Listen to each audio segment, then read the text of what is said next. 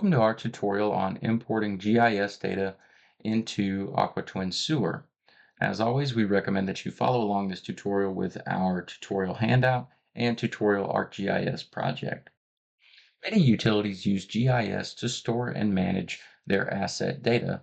You can see here that we have an example system added to our map, and each of the features in this map have attributes or fields that need to be imported into our model. Before we can run the import center, we want to make sure that we have first created our AquaTwin geodatabase. You can create the AquaTwin geodatabase by going to the AquaTwin tab, and just to the right of the asset registration button, there's a drop down. You can click the button that says Create New AquaTwin Geodatabase. Next, we need to check to make sure that the coordinate system of our features matches the coordinate system of our map. We can check the coordinate system of our features by right-clicking, going to Properties, clicking the Spatial Reference dropdown, and we can see here that we're in the Illinois East state plane coordinate system. We can check the coordinate system of our map by going to Contents, right-clicking on our map, going to Properties, going to Coordinate Systems, and we can also see here that we're in the Illinois State Plane East coordinate system. In our example, we're going to be importing all of the features that are in the system conduits layer. But it's important to remember that if you want to only import a portion of the system or only a few of the pipes in this system conduits layer, then you can perform an ArcGIS selection on the area you would like to import and then open the import center. You can find the import center by going to the Data Explorer pane. Under the Tools tab, and just below the Twin Builder section of the tools, you can double-click on the Import Center. The Import Center allows you to import GIS data for any of your model assets.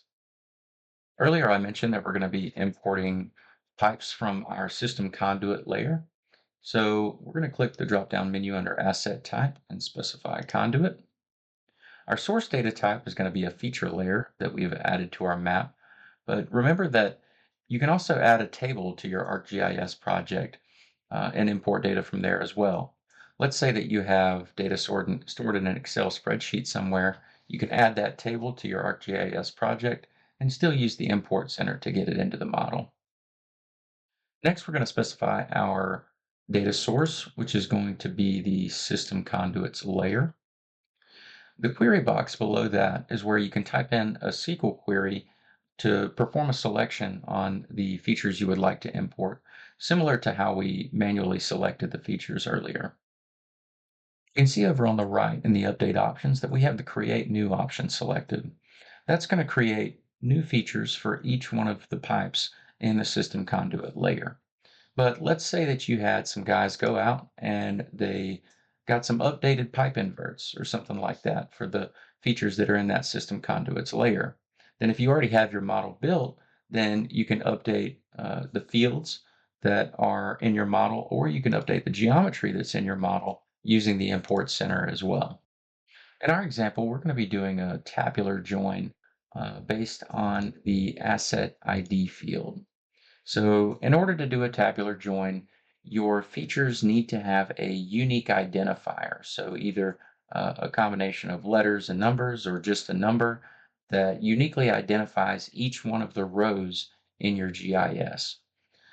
You can also run the import center based on a spatial join, and there's some more information about that in our tutorial document. Next, we're going to map over our digital twin data fields. And this tab is where we're going to take the fields that are in our GIS and specify where those are going to go within the model.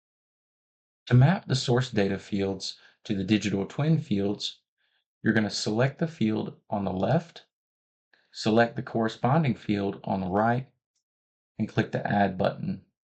Alternatively, if your naming in your GIS matches that of the digital twin fields, you can use this auto map option and it'll bring over all the fields in the correct position like so. In addition to the digital twin fields, We also have this asset data tab that allows you to map over fields, some additional information fields that may be helpful for you as you're building your model. Let's also take a look at the options button down here.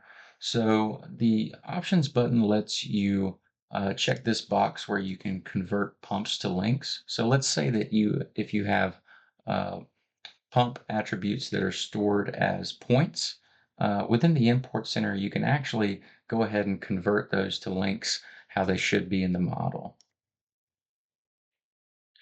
Once you've specified all of your import options and your field mapping is complete, you can actually save a import to this DAT file, and that allows you to reopen that import in the future, so you don't have to keep respecifying the same options and remapping fields over and over again.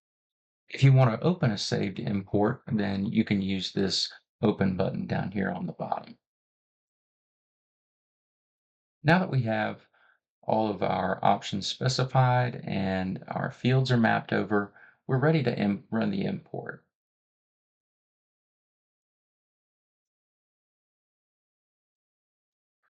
So you can see here that all of our conduits have now been added to our map.